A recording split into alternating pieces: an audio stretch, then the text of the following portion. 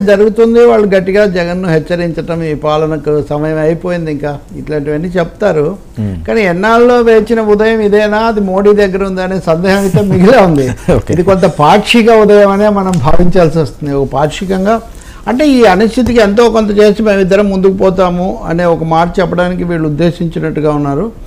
BJP నుంచి నిన్న రాజ్నాథ్ సింగ్ వచ్చారు, వెళ్ళారు. అక్కడికి పరోక్ష పొత్తులు ఉంటాయని సంకేతం అని కొంతమంది వార్తలు ఇచ్చారు, కానీ పరోక్ష ప్రత్యక్ష ఏమీ కనిపించలేదు. కాబట్టి బీజేపీ సస్పెన్స్ను మరి సాగదీస్తున్నట్టుగా ఉంది. ఈ క్రమంలో వీళ్ళు ప్రణాళిక అనేది కూడా చూడండి, బీజేపీ పాయింట్ క్లోజ్ చేయకుండా ఇద్దరే ప్రణాళికతో వెళ్తారంటే బీజేపీ ప్రణాళికలో భాగస్వామి కాకపోవచ్చు. సరే, బీజేపీ విషయం పక్కన పెడదాం. తెలుగుదేశం జనసేన వరకు చూస్తే మేము కలిసి వెళ్తాము ఒక వేదిక మీదకి అని మీరు ఇందాక అన్నట్టు చాలా రోజులుగా వాళ్ళు ఒక వేదిక మీదే ఉన్నారు. కానీ అస్పష్టతలు అనిశ్చితులు ఉన్నాయి. మీరు ఇందాక 118 మంది స్థానాలు అన్నారు. 118 కాదు, 5 పోతే 13 స్థానాలు, 16 స్థానాలు ఇంకా ఆయన ప్రకటించాల్సే ఉంది. 19 స్థానాలు పవన్ కళ్యాణ్ ప్రకటించాల్సే ఉంది. నిన్న కూడా చెప్పాను, ఈ సభలో అయితే ప్రకటించడం సాధారణంగా జరగదు. ఎందుకంటే ప్రకటించిన వాటికి అది ఒక మహాసేన రాజేష్ అయినా లేకపోతే ఇంకొక అయినా కందులు దుర్గేష్ సీట్ అయినా అసంతృప్తులు, బాధలు అవి వ్యక్తం అవుతున్నాయి. ఇలాంటి సమయంలో సభలో జయప్రదం చేయటము, ప్రత్యర్థి మీద విరుచుకుపడడం తప్ప అంతర్గత విషయాలు అక్కడ తీసుకొచ్చే అవకాశం తక్కువగా ఉంటుందని నేను భావిస్తున్నాను.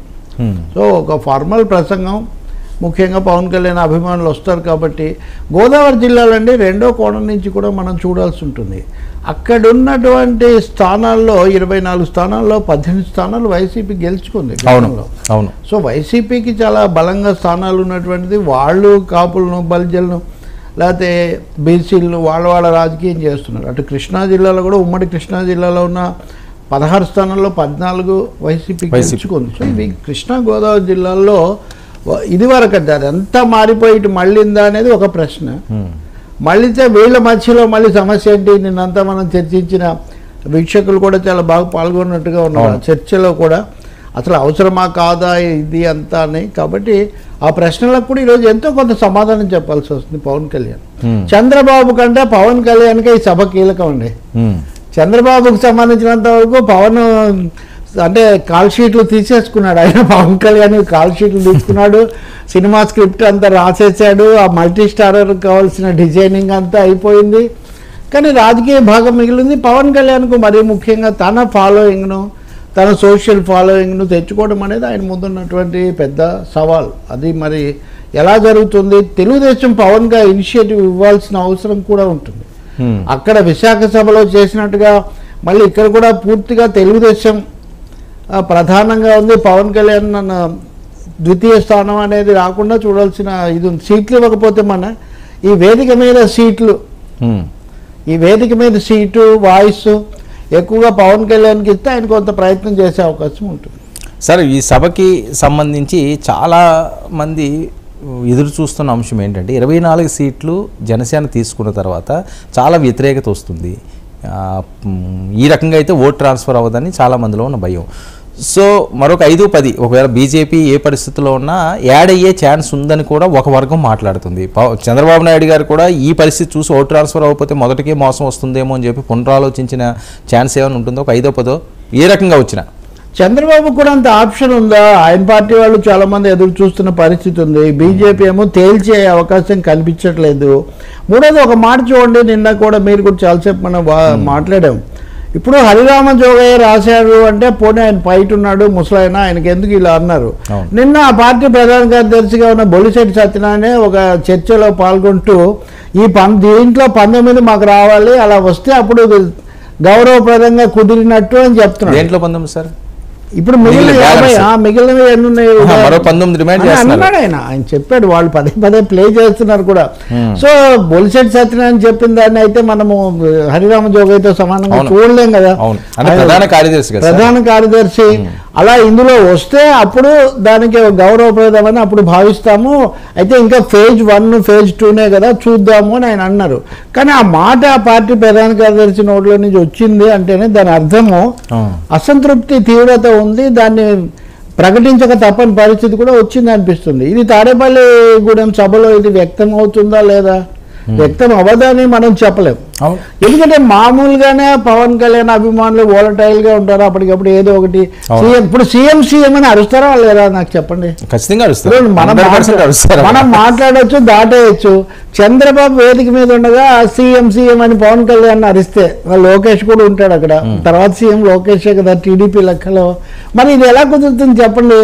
కాబట్టి పైన మనం చర్చలు, నాయకులు సర్దుబాట్లు అది వేరు, కింద స్థాయికి వెళ్ళేసరికి ఆ విస్తారమైన అభిమాన గణంలో ఉన్నప్పుడు జరిగే కథ వేరు.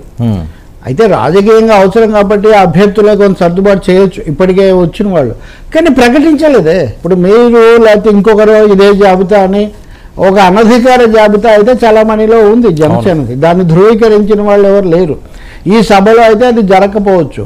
ఎందుకు ధృవీకరించట్లేదు అనే ప్రశ్నకు కూడా జవాబు లేదు. మరి 19 అన్నప్పుడు వాళ్ళు ప్రకటిస్తే మీరు ఎందుకు ప్రకటించలేదు? వాళ్ళు 94 వాళ్ళు చెప్పినప్పుడు మీ 24 మీరు చెప్పాలి కదా. 94 మందికి చెప్పి మీరంటే జనసేన వాళ్ళు. అందువల్ల ఇలాంటి ప్రశ్నలు చాలా ఉన్నాయి అక్కడ. ఇప్పుడు attacking rival is one thing అండి, కానీ అదే సమయంలో సెట్టింగ్ అవర్ ఓన్ ఫోర్సెస్, మన సొంత సైన్యాలను బలగాలను సన్నద్ధం చేసుకోవడం అది కూడా ఒక సమస్య. ఇప్పుడు దీనికి తోడంటే మీరు ఇందాక నుంచి మీరు కానీ ఉదయం కూడా చర్చల్లో చూసే నేను పవన్ కళ్యాణ్ ఆస్తులు అమ్ముకోవటము దాని గురించిన ఆవేదన. సరే, ఒక నాయకుడు ఆస్తులు అమ్ముకున్నాడంటే ఆస్తులు సంపాదించుకున్న వాళ్ళకంటే అమ్ముకున్న వాళ్ళ మీద మన సమాజంలో సానుభూతి ఎక్కువ. హరిశ్చంద్రుడి కాలం నుంచి ఇప్పటి వరకు దాన్ని ఓకే చేద్దాం. కానీ మొత్తంగా విస్తారమైన శ్రేణులకు అందే సందేశం ఎలా ఉంటుంది? ఆర్థిక వనరులు కానీ రాజకీయమైన పట్టు కానీ ఇవన్నీ ఈ దశలో జరగట్లేదా? ఈ దిశలో వనరుల సమీకరణలో మరి ఇంతమంది అభ్యర్థులు 24 మంది ఉంటే 24 మంది కలిసి కనీసంగా చేసుకోవట్లేదా? పైగా మీరు కనుక చూస్తే ఆయన మొన్న నేను 0 బడ్జెట్ అని ఎప్పుడు చెప్పలేదు, కనీసం తిండి కూడా పెట్టకుండా మీరు ఎన్నికలు ఎలా చేస్తారు? ఇలాంటి ప్రశ్నలు, ఆర్థిక సమస్యలు కూడా ఉన్నాయని ఆయన చెప్పున్నారు అనమాట ఇప్పటికే. సరే, వైసీపీ వాళ్ళు లేకపోతే జనసేన నుంచి బయటకు వచ్చిన వాళ్ళు ఆయన అక్కడ తీసుకున్నారు ఇక్కడ తీసుకున్నారు ఇలా చెప్తున్నా కానీ బహుశా దానికి కౌంటర్గా ఈ స్టోరీ ఇటువైపు నుంచి వస్తుండొచ్చు. కానీ ఈ ప్రశ్నలు రావటం అన్నది ఎన్నికల్లోకి వెళ్ళేటప్పుడు ఏ పార్టీకైనా కొంత కాన్ఫిడెన్స్ ఒకటి అవసరం. మీకు అభ్యర్థులు స్పష్టం కాక, పొత్తు కూడా స్పష్టం కాక, ఆర్థిక వనరులు కూడా ఇప్పుడు మీరు ఒక విధంగా ఇలాంటి సంకేతాలు పంపిస్తే అభిమానులు సంతోషించవచ్చు, కానీ సందేహించే శక్తులు కూడా ఉంటారు. దాని మీద చేసే ప్రచారం చేసే ప్రత్యర్థి వర్గాలు కూడా ఉంటాయి. సార్, గతంలో చూస్తే కౌలు రైతులకు ఆస్తులు అమ్మడము అది ఇది దాంతో పార్టీలు అయితే గెలవండి. అంటే స్వాతంత్ర పోరాటంలో మా నాన్న కూడా కమ్యూనిస్ట్ ఉద్యమంలో ఆస్తులన్నీ పోగొట్టుకున్నాడు. అయితే మా ఉదాహరణకు పోగొట్టుకోవడం అంటే వాళ్ళు ఏం వేరే కాదు, ఖర్చు పెట్టారు. వాళ్ళు సంపాదించుకోవడం కాకుండా సమాజంలో పనిచేయటం దానికోసమని. అదేమీ కాదు కదా, దాన్ని బట్టి అయితే ప్రజలేం ఓట్లు వేయరు కదా. అంటే నడిపించాలి కదా సార్, నడిపించడానికి వనరులు సమీకరించాలి, యంత్రాంగం నిర్మించుకోవాలి. సో జనసేనకు యంత్రాంగం నిర్మించుకోవడంలో ఉన్న లోపం అది ఇంకా కొనసాగుతూ ఉందని ఎన్నికల సమయంలో అవన్నీ అదే పనిగా బయటికి తీసుకురావడం సరికాదండి. ఈ ప్రచారం బాగా ఎక్కువైపోయిన శక్తులు ఇట్లాంటివి చేస్తున్నాయి, కానీ ఇది ఒక విధంగా నెగిటివ్ సిగ్నల్ పంపిస్తుంది. ఆయన త్యాగం గొప్పది, అది ఓకే. త్యాగం చేసే చిరంజీవి కూడా ఎందుకు మానేశారంటే ఒక విషయానికే నాకు బాధ వేసింది, ఇంకొన్ని 2 కోట్లు ఖర్చు పెట్టుంటే గెలిచేవాళ్ళు ఇట్లా అంటే ఈ అంత అదే రాజకీయం అని నాకు విరక్తి వచ్చిందని ఆయన అంటూ ఉంటారు. అట్లాగే ఇప్పుడు పవన్ కళ్యాణ్ కూడా తిండి పెట్టడానికే డబ్బులు అమ్ముతున్నారా? ఉదాహరణకి ఇంక అంతే అనుకోవాలి కదా ఓట్లు. అంటే గతంలో కౌలు రైతులకు సంబంధించి కూడా వాళ్ళ పిల్లల ఫిక్స్డ్ డిపాజిట్ కూడా ఆయన తీసేనని చెప్పి ఒకసారి ప్రకటించారు డైరెక్ట్గా. ఈ అకౌంట్ నుంచి ఇదిగో నా పిల్లల ఫిక్స్డ్ డిపాజిట్ కూడా తీసి కౌలు రైతులకు నేను ఇచ్చాను అని. వర్మ సహాయము, ఆర్థిక సహాయం అవసరమైన వాళ్ళకి ఎవరు చేసినా మనం 2 చేతులు జోడించి నమస్కారం పెడతాం సార్ వర్మ.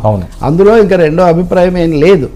కానీ ఒక రాజకీయ ఇప్పుడు ఎంజీ రామచంద్రన్ అలాగే చేశాడు, చాలా మంది విరాళాలు వసూలు చేశారు. పవన్ కళ్యాణ్ స్వయంగా కౌలు రైతులకు లేకపోతే ఆత్మహత్యలు చేసుకున్న వాళ్ళకు కొంతమందికి సాయం చేశారు, దాన్ని నమస్కారం పెడదాం మనం. కానీ ఒక రాజకీయ పార్టీ చేయాల్సిన కృషికి అది ప్రత్యామ్నాయం కాదు, అది సరిపోదు. దానికి కావాల్సింది యంత్రాంగం కావాలి, దానికి వనరుల సమీకరణ కావాలి. ఒక విధంగా పొరపాటులాగా కనిపించినప్పటికీ రామారావు నాగేశ్వరరావు ప్రజల దగ్గరికి వెళ్ళి విరాళాలు సేకరించారు అంటే, ఎందుకంటే దాంట్లో డబ్బు ఒకటే కాదు, భాగస్వాములను చేయటం, ఒక కదలిక తీసుకురావడం కూడా ఉంది. మరి అది ఎందుకు జరగట్లేదో నిజంగా జనసేనలో అంత ఫ్యాన్ ఫాలోయింగ్ ఉన్న ఆయన, అది కూడా ఒక ప్రశ్నే. అది కూడా గతసారి మీడియా 2019లో చూసా. ఇప్పుడు పవన్ కళ్యాణ్ తరఫున చాలా విరోచితంగా మాట్లాడే కొంతమంది అప్పుడు ఒక సమావేశంలో విరాళాలు కావాలి అని ఒక బోర్డు పెడితే దాన్ని చాలా 70mm చూపించి చూసారా జనసేనని విరాళాలు వసూలు చేస్తున్నాడు అని దాన్ని కూడా కొంచెం ప్రచారం చేసిన పని కూడా అప్పుడు జరిగింది. మరి ఇప్పుడు ఆర్థిక వనరులు అంత పెద్ద ప్రపంచ బ్యాంకులోని చంద్రబాబు నాయుడుతో పొత్తు పెట్టుకున్న తర్వాత కూడా ఇంకా వనరుల కొరత సార్. ఏమన్నా అయితే ఇప్పుడు ఈయనతో పొత్తు పెట్టుకున్నాడు కదా, పవన్ కళ్యాణ్కి ఎంత ప్యాకేజ్ ఇచ్చి ఉంటాడు, కాపులను తీసుకెళ్ళి తాకట్టు పెట్టేశారు, కాపులను తీసుకెళ్ళి అమ్మేశారు. సరే రాజకీయాల్లో ఇవే మాటల ఎవరిని ఎవరు అమ్ముతారు? ఆ హక్కు ఉందా? మన పిల్లలనే మనం రేపు తీసుకెళ్ళి ఏదన్నా చేస్తే ఊరుకుంటారా వాళ్ళు? రెండు విషయాలు సార్.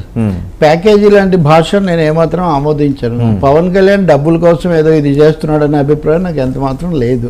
ఆయన తనేదో చేయాలి, తన ప్రభావం చూపించాలి అని. సరే ఆయన రాజకీయాలు బీజేపీ విషయం పక్కన పెడితే, కానీ ఒకటి కదా, పొత్తు పార్టీలనే ఎన్నికల్లో ఉన్నప్పుడు కలిసి చేయటము, జాయింట్ క్యాంపెయినింగ్, జాయింట్ ఇవి కూడా ఉంటాయి. అది ఆ కోణంలో అనడం తప్ప, పైగా తెలుగుదేశం పార్టీ ఇప్పుడు చాలా విషయాలు వాళ్ళు చేయటం మనకు తెలుసు. అనేక మంది హఠాత్తుగా ఇప్పుడు తెలుగుదేశం తరఫున అభ్యర్థులుగా ప్రకటించబడిన వాళ్ళు, సోషల్ మీడియా నుంచి అయిన వాళ్ళు, వీళ్ళకి వనరులు ఎవరు పెట్టుకుంటున్నారు తప్పనిసరిగా.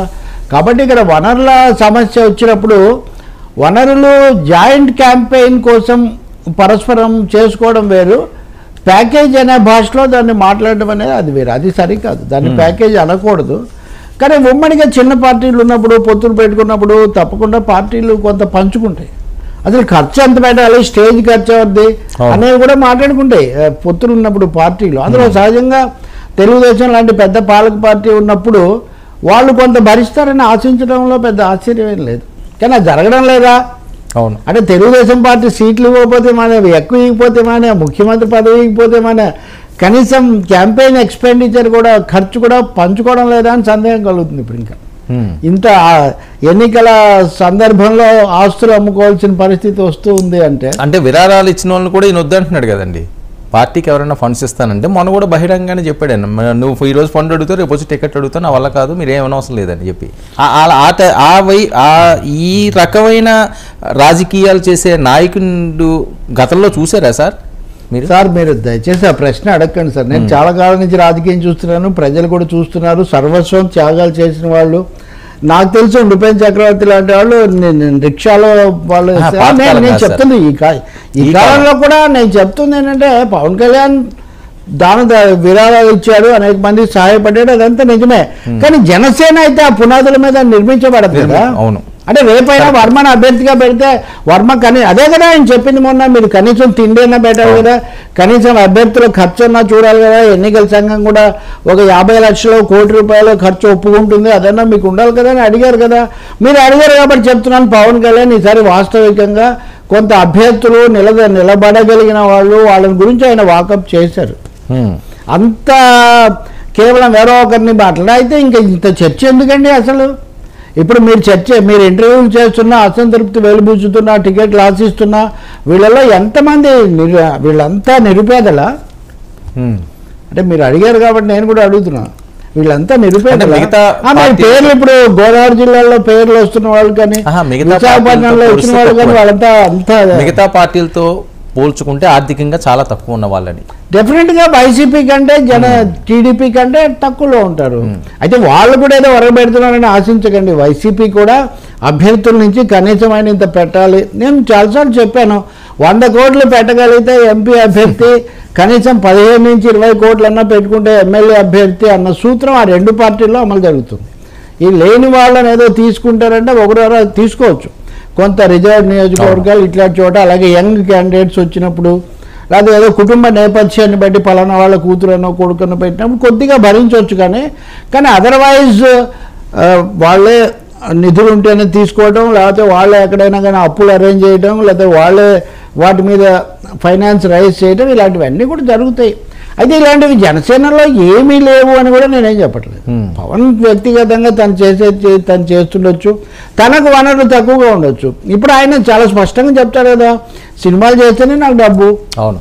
ఇప్పుడు సినిమాలు కూడా దాదాపు అన్ని పైప్ లైన్లో పెట్టారు కానీ పూర్తి చేసే పరిస్థితి ఎక్కువగా లేదు.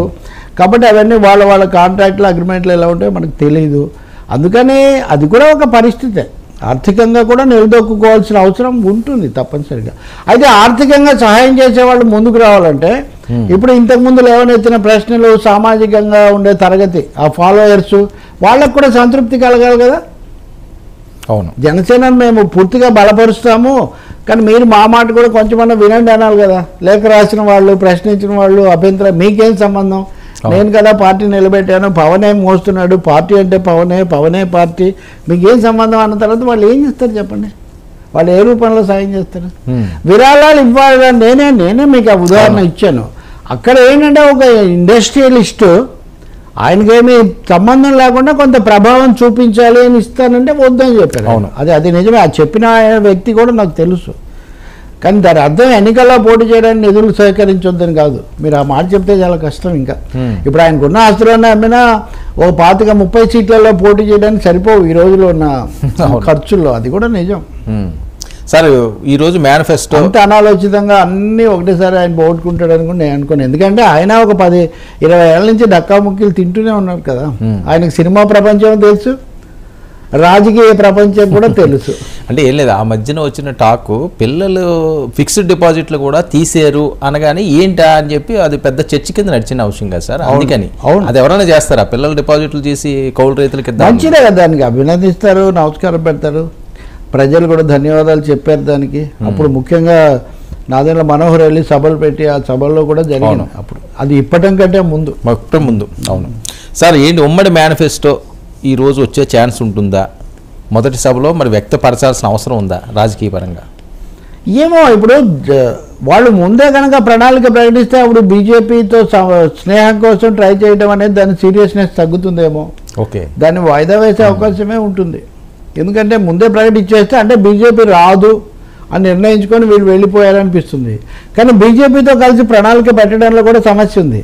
బీజేపీతో కలిసి పెడితే ప్రత్యేక హోదా పెట్టలేరు, ఇలాంటి చాలా అంశాలు ఉన్నాయి. బీజేపీ వాళ్ళు ముఖ్యంగా ప్రత్యేక హోదా అనేది లేకుండా కనుక ప్రణాళిక తీసుకొని వస్తే ఆంధ్రప్రదేశ్ ప్రజలు సంతోషించారు. రేపు వస్తుందా లేదా కాదు, కనీసం ఒక ఆశగా అన్నది ఒక అంశంగా ఉంటుంది. అది ముగిసిన అధ్యాయం కాదు.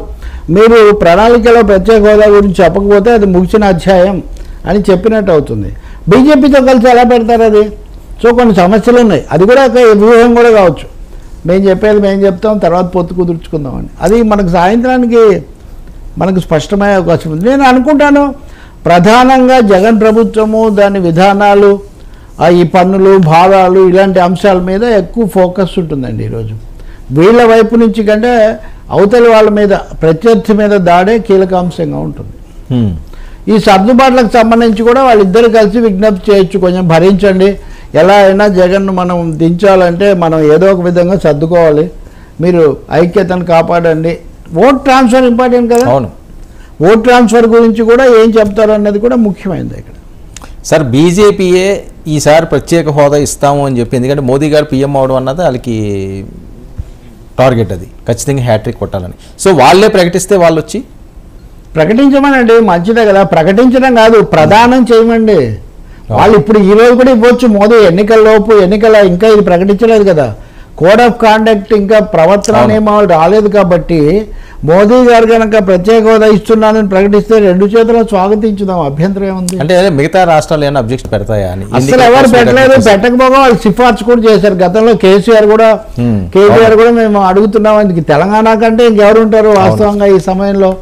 బీహార్ ఆటంకం అన్నారు, వాళ్ళే మాకు కూడా ఇవ్వండి అని వాళ్ళు అడుగుతారు. కానీ ఇవ్వద్దు అని ఎవరు అడ్డం పడిన పరిస్థితి ఎప్పుడు లేదు. అదంతా బీజేపీ నడిపినటువంటి రాజకీయ మాయాజాలం అంతే. కాబట్టి మీ ప్రశ్నే నిజమై మోదీ గారే కనుక బీజేపీకే కనుక అంత జ్ఞానోదయమై అంత పునరాలోచన వస్తే వాళ్ళకు ప్రణాళికలు అక్కర్లేదు, ప్రత్యక్ష ప్రధాన మహోత్సవం ఏర్పాటు చేయొచ్చు.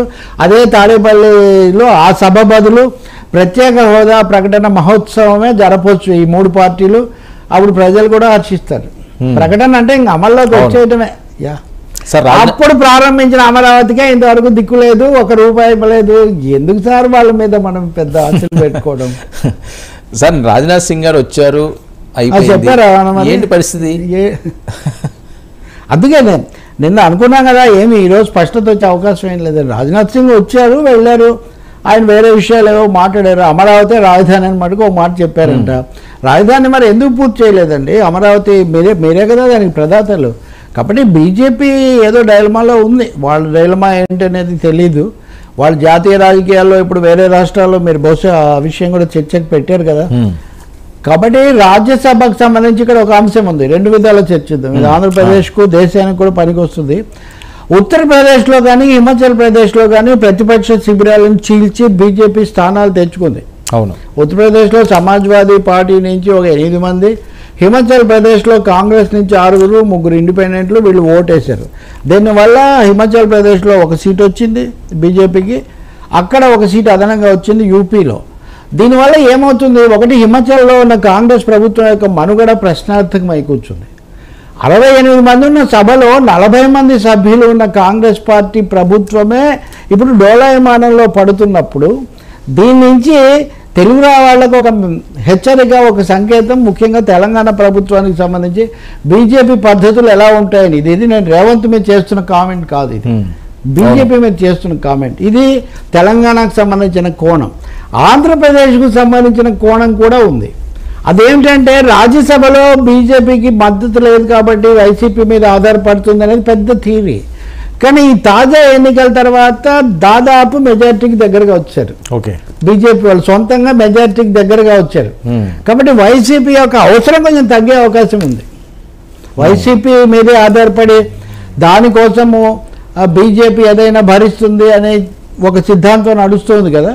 కానీ ఈ తాజా ఎన్నికల తర్వాత బీజేపీకి 3 స్థానాలు మటుకే తక్కువ ఉంటాయి రాజ్యసభలో. ఆ 3 కూడా వచ్చే అవకాశం వాళ్ళకు ఉంది. కాబట్టి రాజ్యసభ అవసరాల కోసం వైసీపీని భరించాల్సిన అవసరం బీజేపీకి ఉండదు.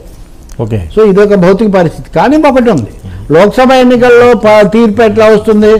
లోక్సభ ఎన్నికలలో కనుక మెజార్టీ రాకపోతే వైసీపీ ఇతరుల అండ కావాలి కదా అనే ప్రశ్న అది మిగిలే ఉంటుంది. కానీ ఒక కీలకమైన మార్పు మటుకు ప్రతిపక్ష ప్రభుత్వాలను కూల్చడం. కాంగ్రెస్ ప్రభుత్వాలు 3 ప్రభుత్వాలు ఉన్నాయి, కర్ణాటక, హిమాచల్, తెలంగాణ అనుకుంటే. హిమాచల్ ప్రదేశ్లో చాలా పూర్తి మెజారిటీ ఉండి కాంగ్రెస్కి ఎంతో ఉత్సాహం ఇచ్చిన ప్రభుత్వాన్ని ఈ విధంగా ఒక్కసారి ఫిరాయింపుల ద్వారా దాన్ని చిక్కుల్లో పెట్టడం అనేది దేశానికి లోక్సభ ఎన్నికల ముందు పెద్ద హెచ్చరిక. వీళ్ళు ఇప్పుడు ఆ ప్రభుత్వాన్ని పడేయడానికి నోటీసులు కూడా ఇస్తున్నారు. అదే కర్ణాటకలో 2 బీజేపీ వాళ్ళు ఫిరాయించారు, అది కూడా జరిగింది ఇదే సమయంలో.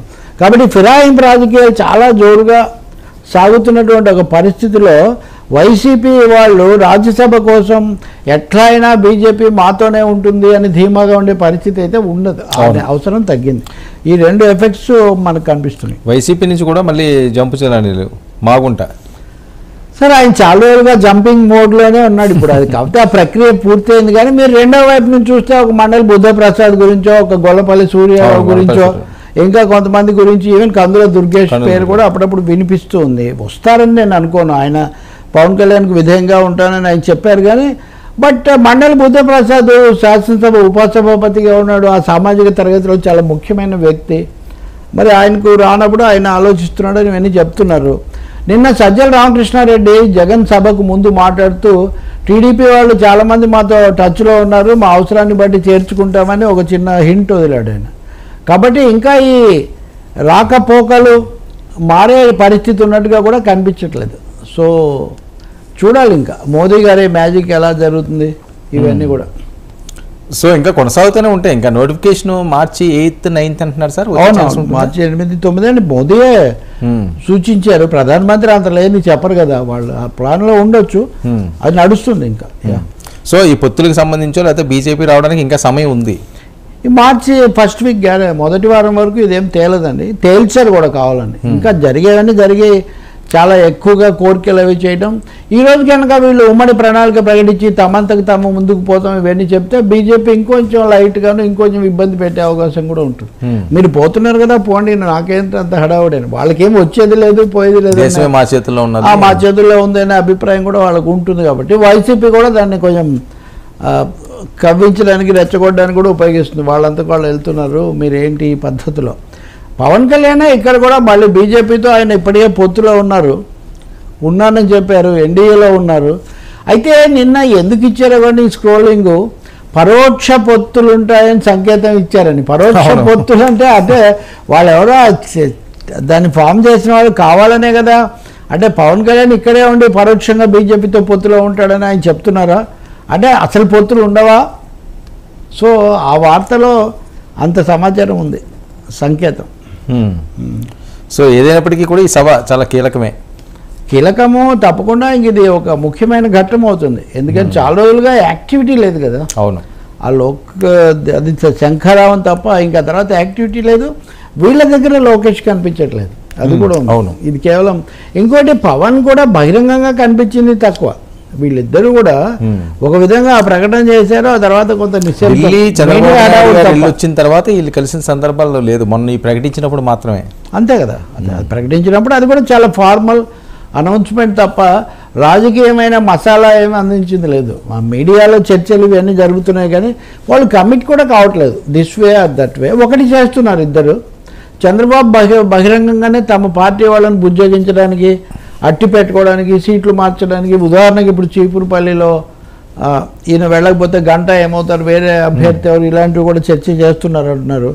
నెల్లూరు జిల్లాలో కూడా ఇప్పుడు ఆ చంద్రమోహన్ రెడ్డి సీట్ అట్లా ఉందంటే ఇప్పుడు ఆయన నా మీద హత్యా ప్రయత్నం అని ఆయన ఒక కేసు ఏదో పెట్టిన, ఇది కూడా సీరియస్గా ఆయన పోలీసులకు వెళ్ళి చెప్పిన పరిస్థితి. ఈ గుంటూరు జిల్లాలో కూడా ఇలాంటి సమస్యలు ఉన్నాయి. మరి చూడాలి. గోదావరి జిల్లాలో మటుకు కాపు నేతలు ఒక 2-3 బాగా అసంతృప్తిగా ఉన్నట్టు కనిపిస్తుంది జనసేన తరఫున. ఇప్పుడు మహాసేన రాజేష్ ఇప్పుడు మీడియా పర్సెప్షన్ బయటికి వేరే ఉంటుందండి.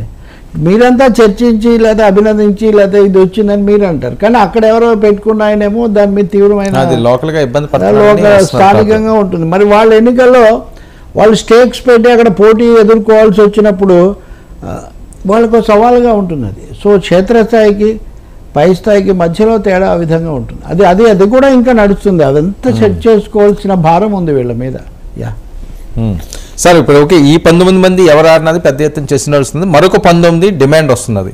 దీని మీద క్లారిటీ వచ్చే ఛాన్స్ ఉంటుందా 1-2 రోజుల్లోనని చెప్తారు మనకు. మొదట లేకపోతే కడదాని కళ్యాణం అని ఆ ఉన్న 19కే ఇంతవరకు అవి ఏవి అనేది మీకు తెలుసా? అవును, చెప్పారా? చెప్పలేదే. ఆ 19 మీదే చాలా అస్పష్టత ఉంది. ఇంకా రెండో 19 రాకపోతే మటుకు చనుగుడే ఉంటుందండి జనసేనలో. అది చాలా స్పష్టం. ఇప్పుడు ఆ సుధీర్ లాంటి వాళ్ళు మీరు ఉదయం ఇందాక చర్చ చేస్తున్నట్టున్నారు కదా, వాళ్ళు వీరభక్తితోనో అభిమానంతోనో ఎంత చెప్పినప్పటికీ కూడా నిజంగా ఫలితం ఏం కలిగింది అన్న దాన్ని బట్టి స్పందనలు ఉంటాయండి. మాకు ఇంత తక్కువ ఇచ్చి మా నాయకుని ఇంత తక్కువ చేసి ఇంకా మేము దేన్ని నమ్ముకొని ముందుకు పోవాలి, దేన్ని నమ్ముకొని సర్వస్వం అక్కడ పెట్టాలి, ఇలాంటి ప్రశ్నలు వాళ్ళ నుంచి వస్తాయి. అవి హరిరామ జోగయ్య అయినా లేకపోతే మన ఈయనైనా బొలిశెట్టి సత్య అయినా వాళ్ళు దాన్నే రిఫ్లెక్ట్ చేస్తున్నారు. దసరాము కూడా నిన్న మీ దగ్గర అలాగే మాట్లాడినట్టున్నారు కదా. నేను అలానే వీళ్ళు కుల సంఘాలు లేకపోతే అకోవడం అని నేను చెప్పట్లేదు. మీ ఫాలోయింగ్ క్యాడర్, మీ క్యాడర్ వాళ్ళే కదా ఆ పార్టీకి. మరి అటువంటిప్పుడు ఎందుకు ఇవన్నీ సెట్ చేసుకోలేదు? ముందస్తు హడావుడి అనేది యుద్ధంలో ఉపయోగపడదండి. యుద్ధంలో మీరు ఏ వ్యూహం అనుసరించారు, ఏ ఆయుధం ధరించారు, ఎవరిని నడిపించారు, ఇది యుద్ధానికి ముందు సన్నాహాలు ఏం దానివల్ల అంతేముండదు.